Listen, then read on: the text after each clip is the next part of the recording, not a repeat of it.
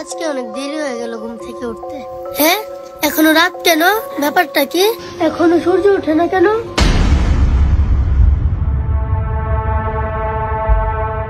বাবা বাবা, কে কে কে কি হয়েছে মা? ও সকাল 10টা বেজে গেছে, এখনো সূর্য ওঠেনি। হ্যাঁ কি কস? লত দেহি। বাবা দেখো। হ্যাঁ সত্যি তো, দাঁড়া এখনই কোরআন শরীফটা খুলে বসতে হবে।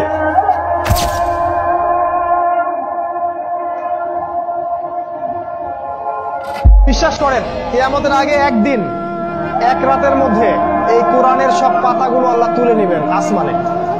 হাদিসে এসেছে কোরআনের শুধু পৃষ্ঠাগুলো থাকবে, কালি থাকবে না।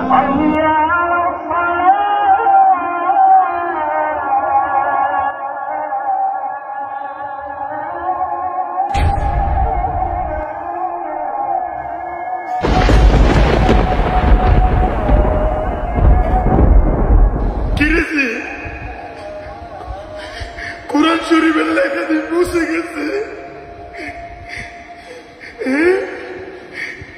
তাহলে কি কিয়ামতের আলামত শুরু হয়ে গেছে?